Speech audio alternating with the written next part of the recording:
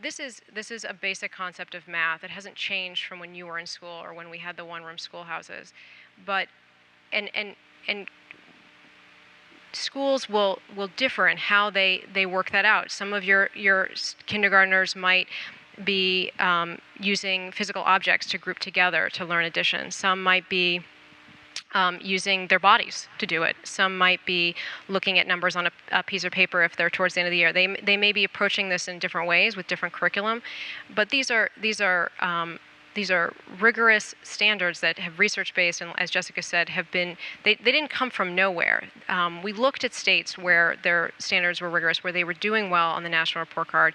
We looked at education research.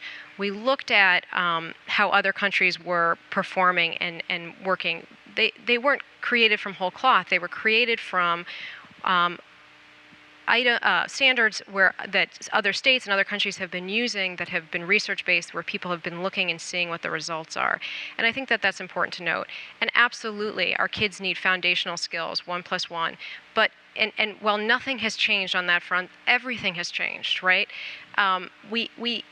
Our kids cannot succeed in higher education, in the job field, without access to technology and understanding of technology. It doesn't look like it did. Our world does not look like it did when there was one-room schoolhouses. And so while we have to take what was good from those lessons, we also have to adapt and grow to what our society looks like now. You know, I'm not certain what Bruno is suggesting in terms of a radical new approach. Your school boards and your local community schools are accountable to you. You elect those folks. You work with your teachers every day. That is the system that we have in Illinois. And these common core standards are there to assist these districts to get to where they need to go. And that's, I think, the important fundamental here. Sir, I'll go to you.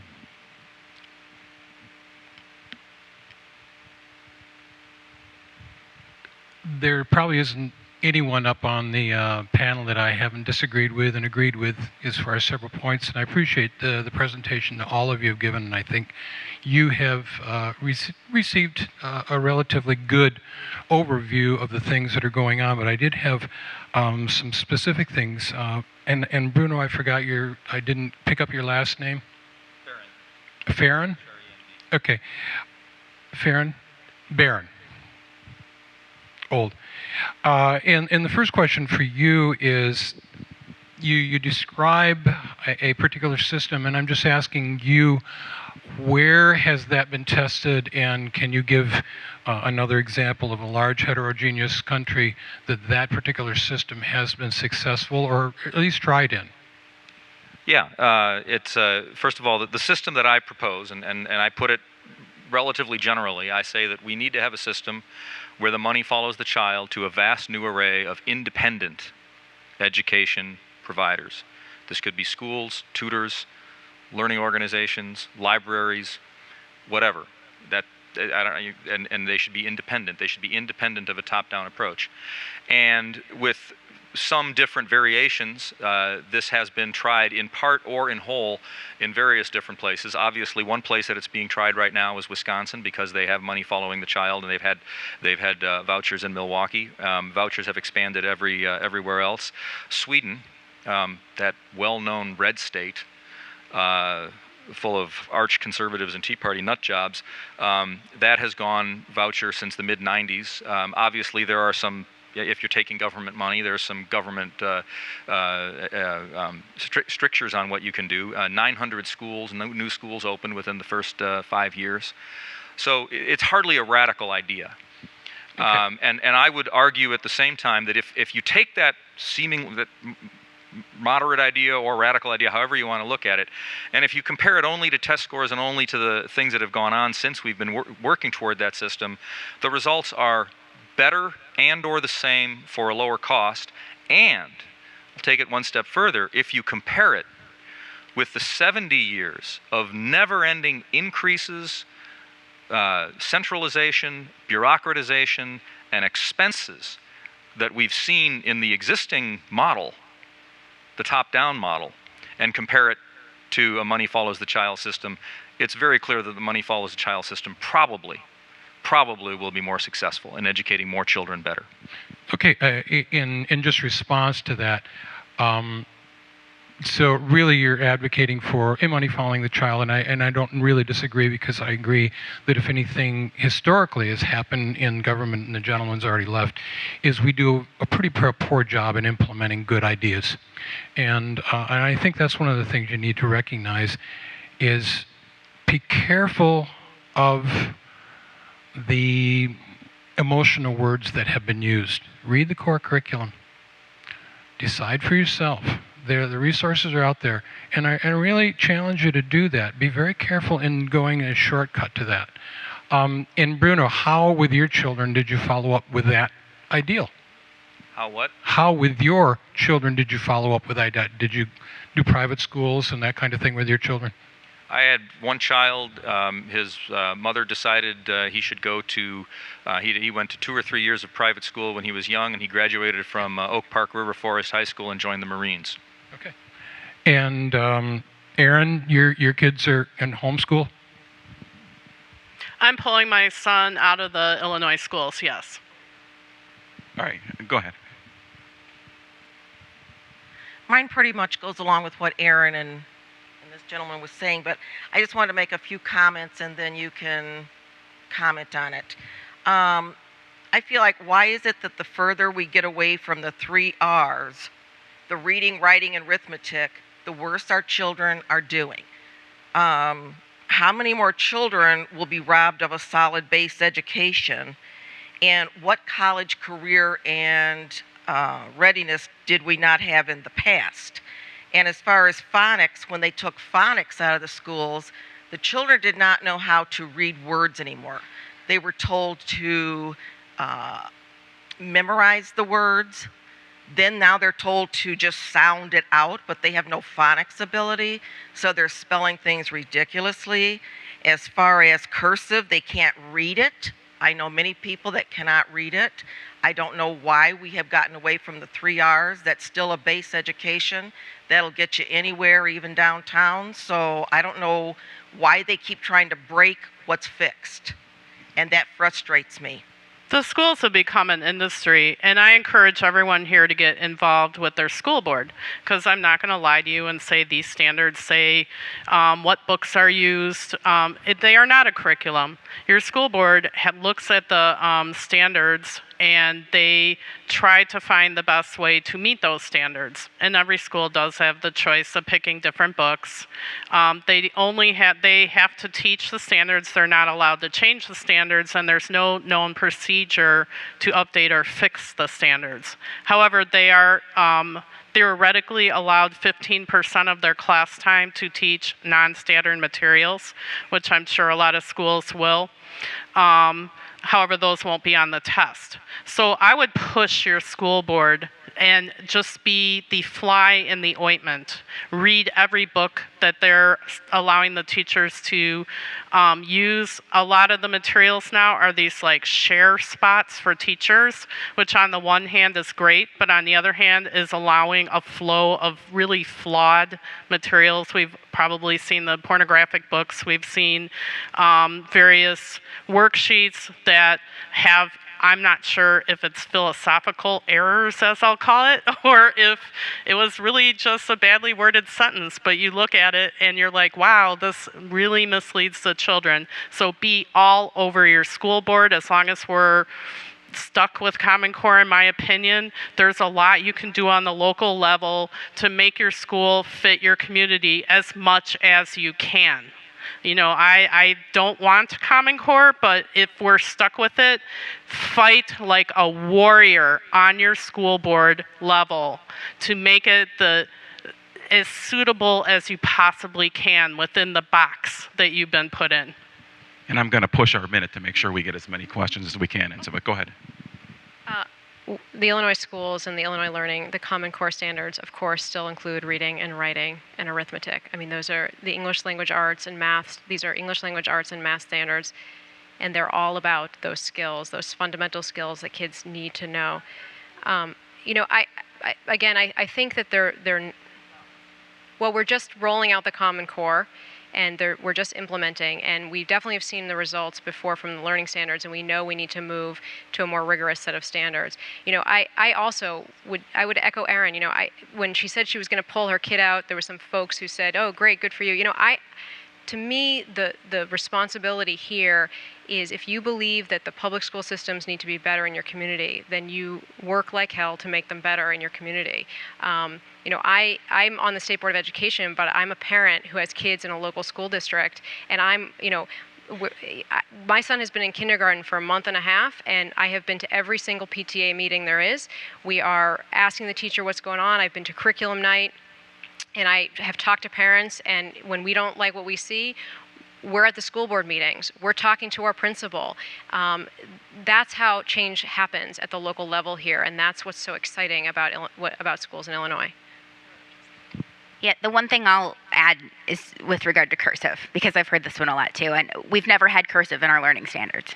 The Illinois learning standards didn't include cursive. Common Core doesn't include cursive. If a local district wants to teach a unit on cursive, go demand that they teach a unit on cursive. They still can do that.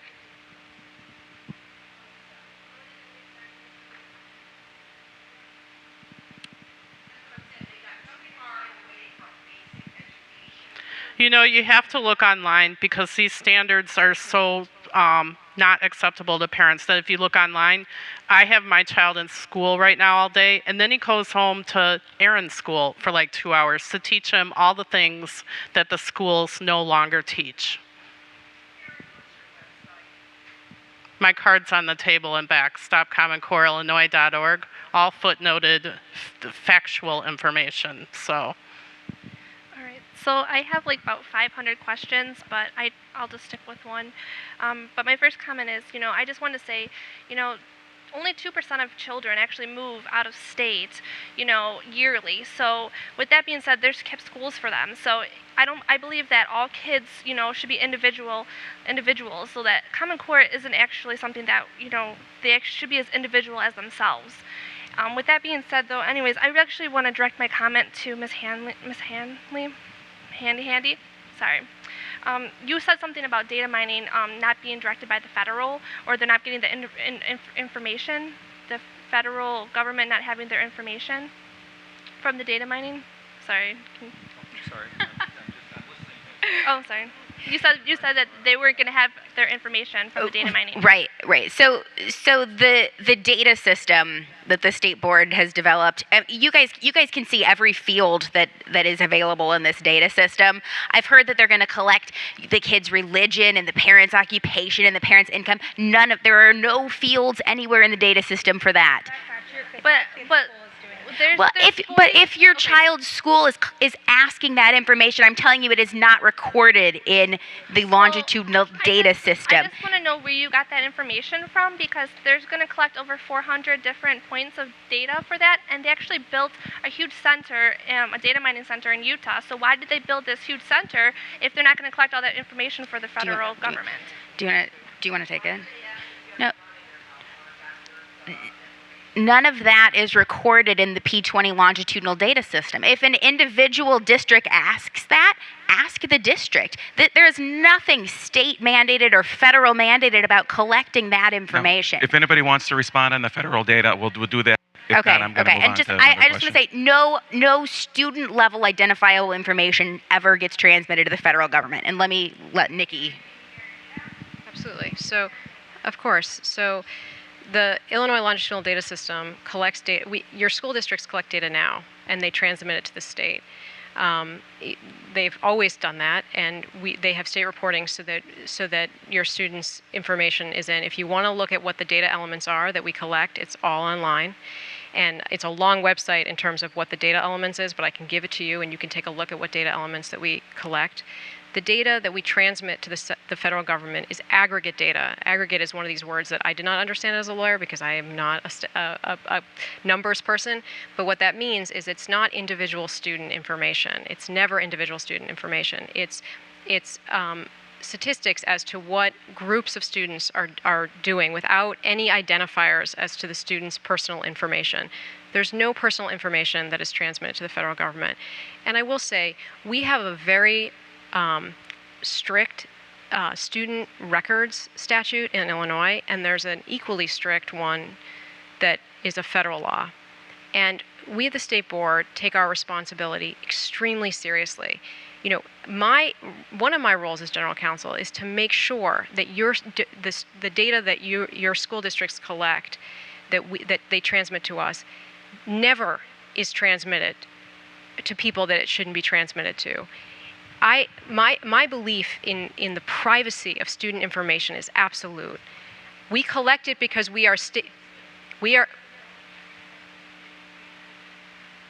the federal government.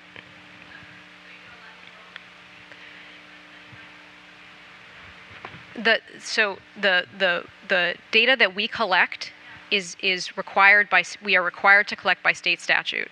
So if you have a concern about something that the school district or the state is collecting, you should go to your local representative if that's an issue that you're concerned about. All of the data elements that we collect, as I said, are online. It's very clear. You can see exactly what we are collecting and what we transmit to the federal government. The fields, not the actual data. I'm sorry, not the data of the actual kids, but the fields, what information, the categories of information that we collect, okay, are very clear to anybody.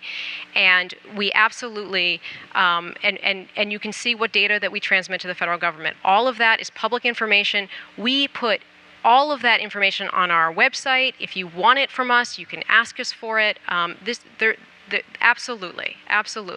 The website happens to be, if you want to see what data elements, what fields we collect, it's isby.net, and then if you it's /SIS/data_elements _all tabs. And I apologize for that because it's a very long website, but if you just Google, if you go to the SIS, the Student Information System part of our website, you will find all that information.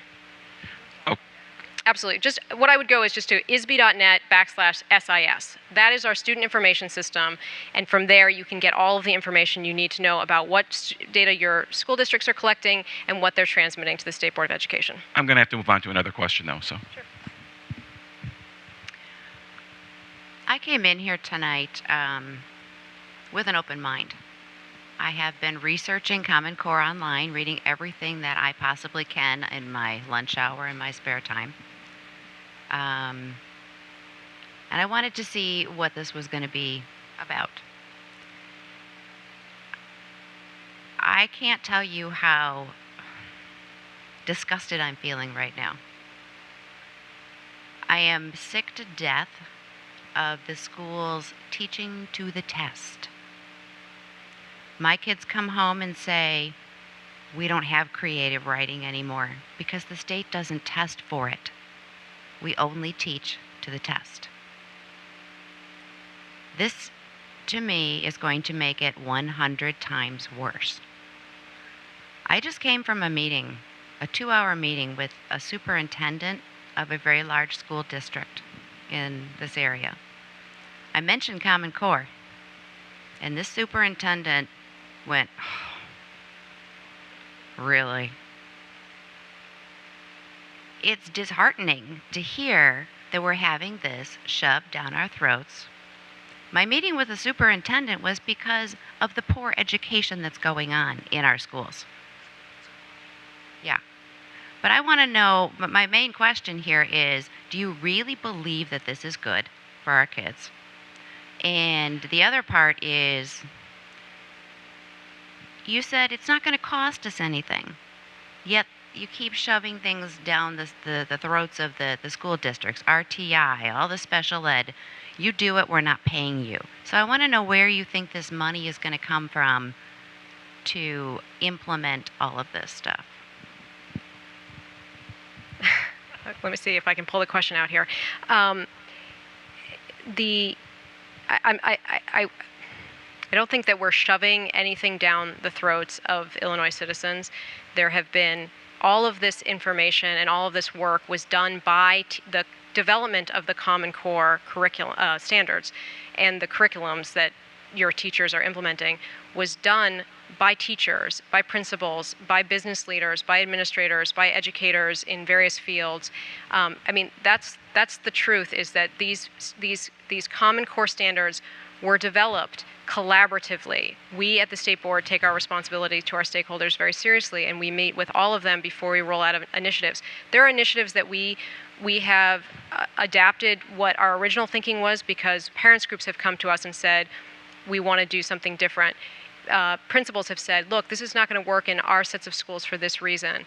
And we have worked collaboratively. I mean, Jessica's one of our stakeholder groups. I think she to attest to the fact that when we sit down with our stakeholders, we take that very seriously.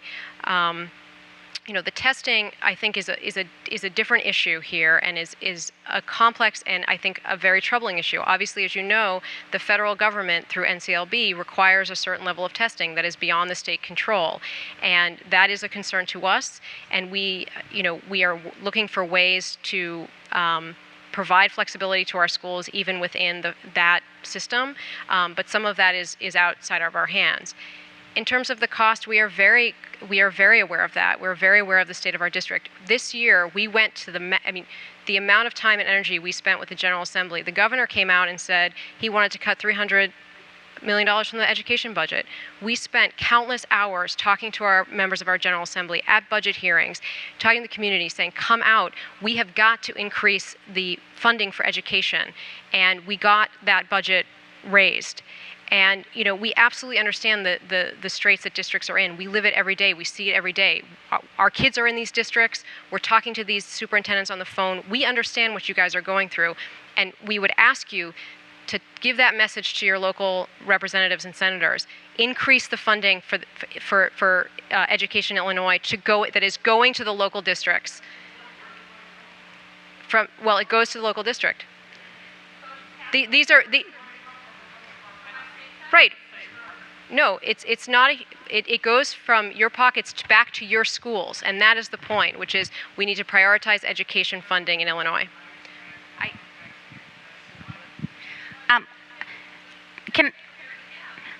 I'd love to respond quickly to this teaching to the test question that you raised because I agree with you. It's a serious concern. It costs $30 per test for a Common Core test, which is exactly the same as our previous assessment. I'm going to let the panelists respond to this. But teaching to the test is a problem, and it's a problem now where we have standards that are not very clear and not very rigorous, and the ISAT assessment, which I go to these teacher evaluation system meetings where it's us and unions and management and people that don't necessarily agree on anything, but we can all disagree that the ISAT is absolutely horrible and it's a really crummy tool so our kids they have standards that aren't very good and an assessment that's also not very good, and if teachers teach to that, it's not getting kids the education they deserve. So having a higher quality test that emphasizes higher order thinking skills, reading something, understanding something, analyzing something, multi-step processes, this is the kind of thing that it's not about teaching to a test, it's about teaching kids how to think critically. Okay, we'll move on. Go ahead. Just one sentence to answer the question about if this is funded. If you look in the school code, and it's also on my website, it's very ominous because in the school code there's a section called unfunded mandates.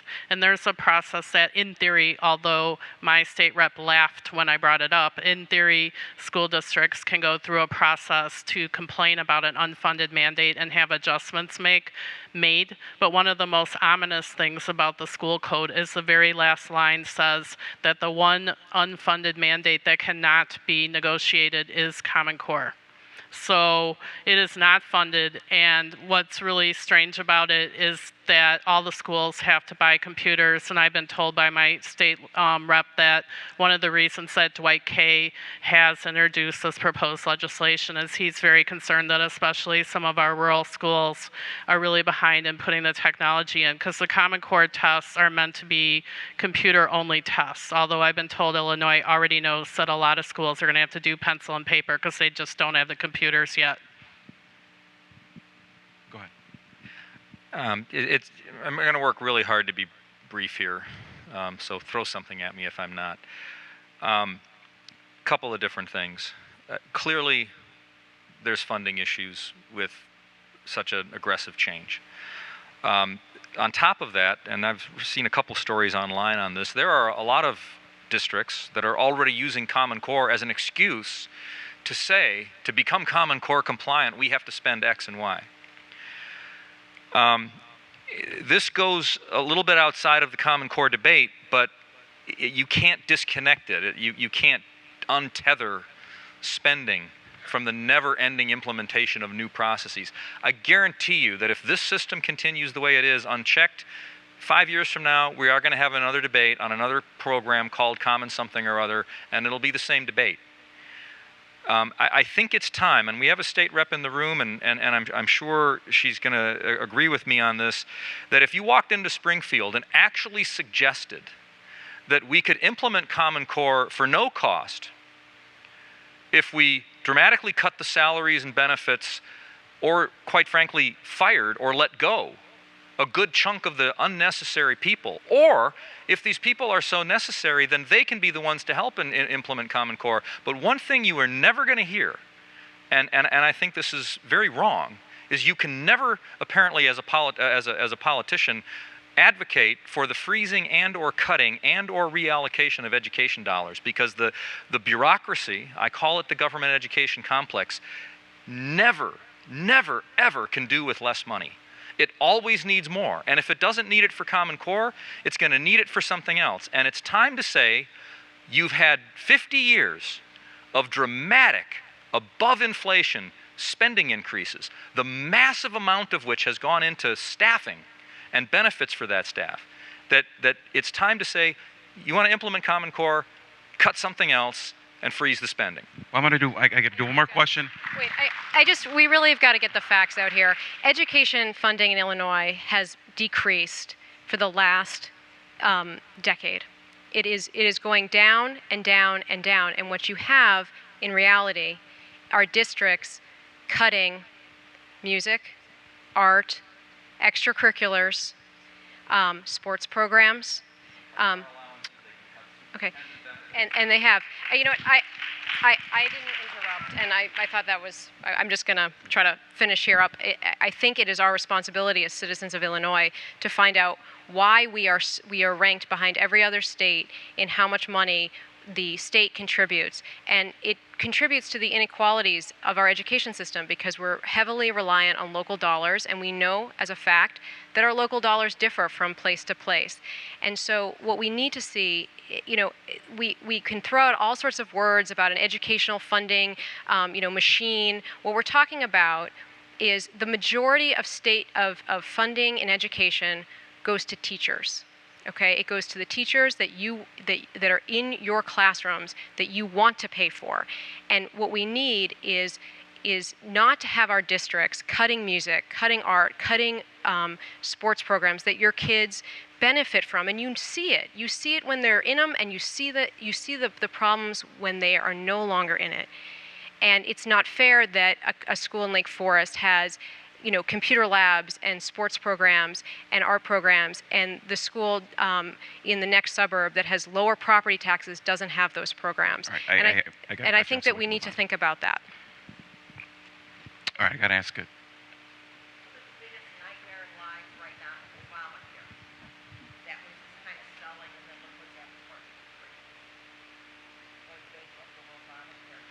Well, I'm just kind of reflecting about what other people are saying about basic education and stuff. When I was young and in grade school, they decided to get rid of phonics.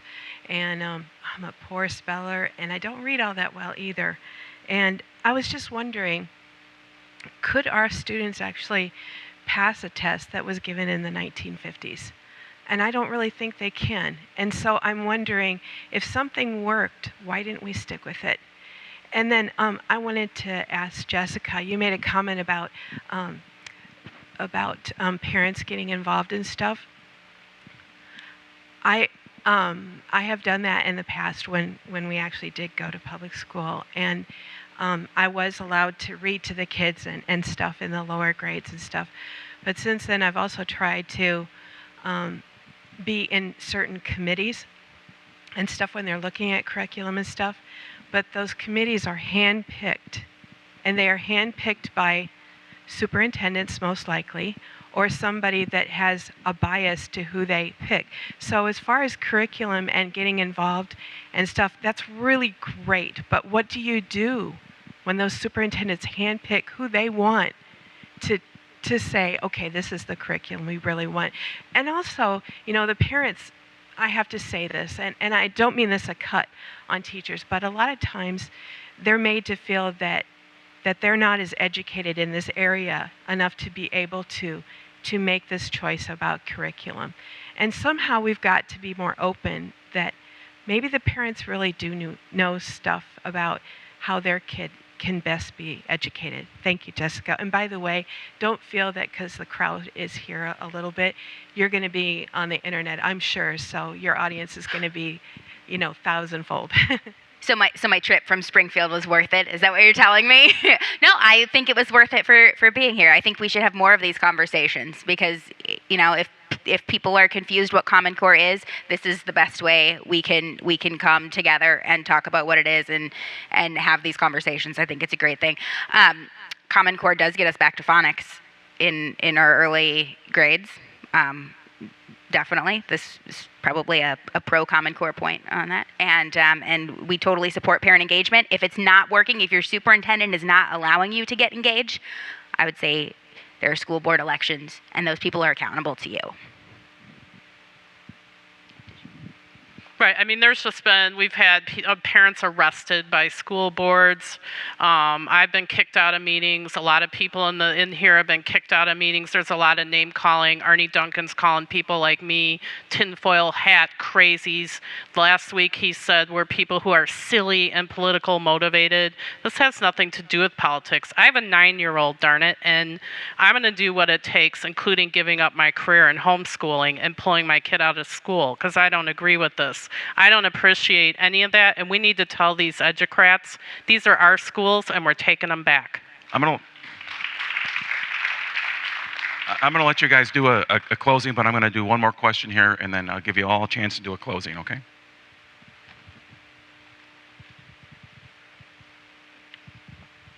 Just want to thank everyone for coming tonight. I know there was a sacrifice for many, and appreciate all the comments. I went through school in the 50s and early 60s. We just had good old meat and potatoes, 3 R's, and we made it into college and we made it into the business world. Today, kids are graduating and they can't make it in the business world. They can't make it in anywhere. So somewhere the ball is being dropped. But if you had a car that was broken down, you would not think of bringing it to a mechanic that has a fleet of cars in his front drive that don't run. The government has a long history of being broken. Nothing it does well that I can see. It seems to run everything into bankruptcy. Bureaucracy becomes bloated and runs us into financial bankruptcy and corruption. So much money is spent in a school system for these high-paid bureaucrats who sit in offices who have very little to do with education. It's all about fundraising and politics. But bottom line is, and I'm kind of a Common Core person, I get to the core of the issue, and the core of the issue is we don't trust government anymore. We did in the 50s, but we've grown up now. And when any government program comes out, we look askance at it. We get concerned about it, and especially when it's being ramrodded. And as one of you shared, that when you try to voice opposition, you could be arrested. We saw YouTubes recently of a father being arrested and threatened because he disagrees. So that doesn't sit well with the American public. We're still home of the brave and land of the free. We want to be able to speak our piece and be heard. And you say, go into the schools and voice your opinion. They're not well received. The way to fix the school system is to let it run out of money, just like anything else. Go to a voucher system. Why are the private schools and homeschoolers the highest academic children? Why do they produce that? I think this is just my opinion, and it has nothing to do with Common Core, but just in one sentence. The one really great thing about Common Core, and I think actually my opponents here will agree, is this, for whatever reason, has really touched off parents and other community people, grandparents, and they're really starting to get involved in the schools and think about education in general and what's going on.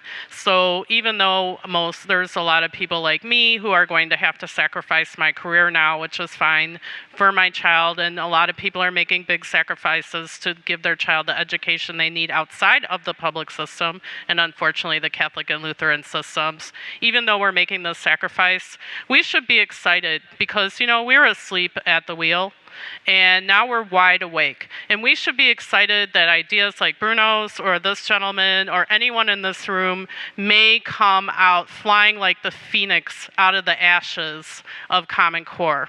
So I don't want people to feel depressed or defeated or angry. Being angry at your school board is not going to help. Going in and yelling and pumping your fists doesn't work because, quite frankly, most of the school superintendents I've talked to, they're not happy about all these mandates that they're getting. And it's not just Common Core. Illinois has, I don't even know how many. My state rep, Deb Conroy, told me that they had to put a committee together just to find out what unfunded mandates schools have because they lost track. They don't even really know anymore.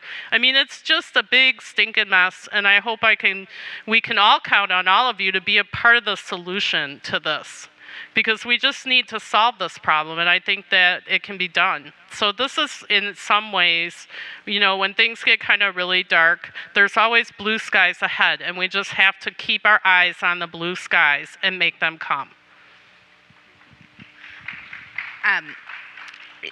The parents that can afford to send their kids to a private school, the parents that can afford to homeschool their kid, I think it's great. I think it's great for parents to be that involved in their child's education. And I would say what's most unfortunate is the number of children whose parents aren't involved in their education. Parents who don't know how to get involved in their kids' education, parents who had a really bad experience themselves in public schools and don't go back and aren't able to go and support their child there for whatever reason. And all of us benefit by having a public school system that helps those children. I think it's our responsibility. And to let the public school system go broke because some people can afford to homeschool their children or put their kids in a private school is a dangerous suggestion, because every child needs to have a high quality public education, and we all benefit from getting that high quality public education to those children. Okay.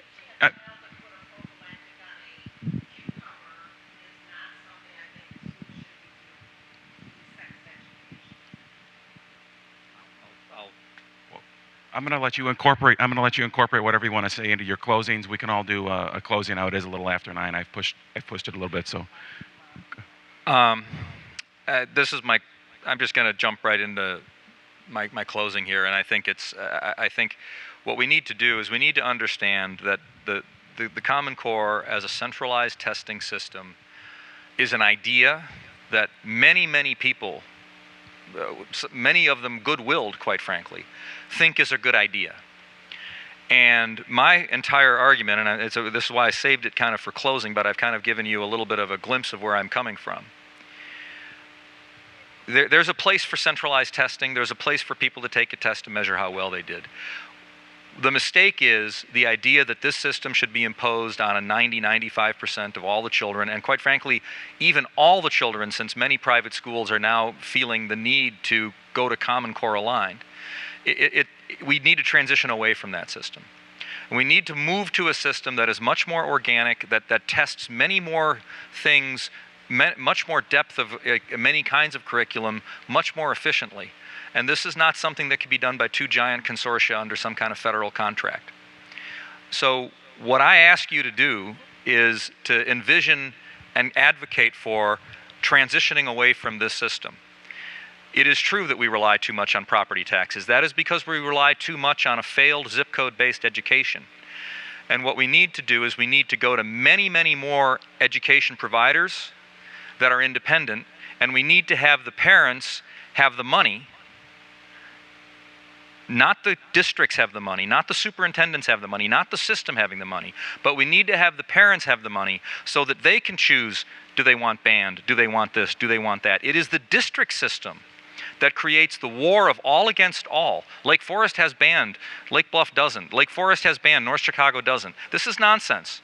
There are parents who are going to want their kids to get a good education. There are some parents who are going to want their kids to do sports. There are some kids that, so I'm asking you, and I realize this is radical, I'm asking you to question the entire system so that you can begin the process of communicating a way to transition away from it. Because whether you hate the Common Core or whether you like the Common Core, if you keep this system, Common Core is going to be all you'll get, and it will narrow the curriculum, and it will create a Swiss cheese kind of one-size-fits-all student and a one-size-fits-all system. So I'm asking all of you to get involved in the process, not so you can get rid of Common Core only to have it come back 10 years later or 5 years later, but to get rid of the system. It's been taking, going back to the funding issue, I'm sure there's a district here or a district there that might have had less funding. Funding for education has increased dramatically across this country and in Illinois. And the portion of how much of it comes from the state and some of it coming from property tax dollars isn't the issue. The issue is the United States of America spends more for public education than any country in the world and gets generally very, very mediocre results for it. And that has to change. And to change that, you have to change the system. And to change it, you transition away from it and go to a system where the money follows the child to a vast new array of education providers and a vast new array of testing companies. I just want to, again, just say that, society's changing. A lot of our institutions, including education, healthcare, just generally a lot of our traditional values are really kind of breaking down right now. I think people feel very worn down by that. Really exciting things are happening. I think that Common Core holds us back from those really exciting choices that kids can have. So don't lose hope. Stay involved. Talk to your neighbors. They don't even know about the Common Core and what's happening. They've fundamentally transformed our schools while we were asleep. And we need to get involved, and we need to push back and create schools that teach thinking individuals, not widgets who are going to get a 21st century job. I think society is so fluid right now across the world. Parts of the world are on fire. How on earth do a bunch of educrats with Bill Gates money even know what the 21st century is going to be like for these kids? How do we even know if going to college is a goal that parents can do? I mean, $2 and $3 million to send your kid to college? My kid's not going to college. I'm a very low-income person. I'm moving into my parents' house so that I can homeschool as a grown person with a husband. This is where this has pushed my family. I'm moving home, and I'm I'm an older person with a family. This is where it's pushed me. This is something that we all need to push back on. We need to be warriors for the kids, your grandkids and your kids. We can work this out. We're Americans. We can work this out. Take your schools back.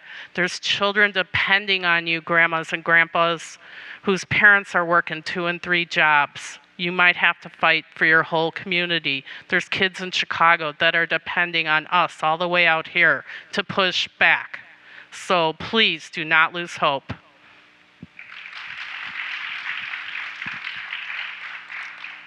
I've got to say this. So, the Sweden voucher programs that are so great that we should all look up to, that we aspire to.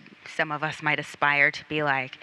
All of those kids take a standardized test because parents having information about how well their school is doing is vital to choice. We have to have that transparency. And Sweden does that, and it's an integral part of their voucher system. And I'm going to say Common Core standards are great, but they're definitely not everything. I mean, there's so much that goes into this. Setting a college-ready standard is one step in the right direction. We've got to have a whole host of things in place so we can improve schools for kids. One of the things that we are looking at is school-level spending. The state tracks where money goes from the state level to the district level, and then once the money gets to the district, what's happening to it? Is it being used effectively? Is it going into a quality blind salary schedule that is looking at how well teachers are doing, at taking on roles, at mentoring other teachers. There's so much we can do with the education dollars we have to use them more effectively and to make the most difference for kids with them. Having the best teachers, having great leaders, there's just a whole host of things that go into having a high quality public education system. Common Core is definitely one step in the right direction. There's lots more. Parental engagement is obviously huge, and you guys are all here, so I think that's great.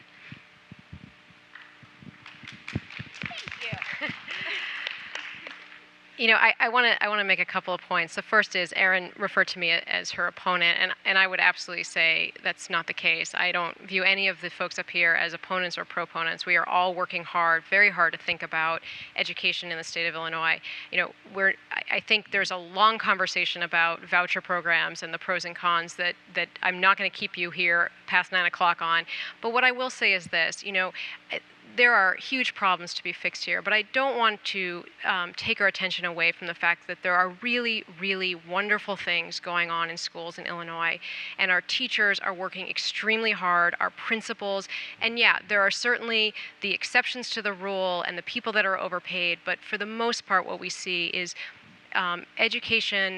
folks in education working extremely hard, long hours, not a lot of pay, and trying to do their best to educate children in the state of Illinois. And, you know, there's so much success going on, and I want to highlight that. You know, Illinois has a lot to be very proud of. And as Jessica said, you know, the Common Core is one tool in the toolbox to get us further along to produce those educational outcomes for our children that we want to see, not to make them widgets in some rat race, but to embrace their individuality, to work with their communities to make our communities better. You know, business leaders like the Common Core, community leaders like the Common Core. Why? Because they want to see these kids get out of our school system and succeed and give back to the state of Illinois, give back to the community. So I just want to leave on a positive note. There's so much good stuff going on in Illinois. We have great folks involved. You guys came out on a Tuesday night. You listened to us drone on for hours here about the Common Core. We appreciate your time. And if you need anything from the State Board of Education, we are available. Our Common Core website, I know there were materials from different perspectives tonight on the table, but I would ask that you look at our website, our Common Core materials, to get some information too. Send us questions. Come to the state board meetings. We'd love to hear from you. You will never get arrested or kicked out of a state board meeting. I promise you. We have them all over the state. We love to hear from folks, and you know, please come and talk to us, email us, and we will continue to engage in this great conversation about education in Illinois. Thank you for your time.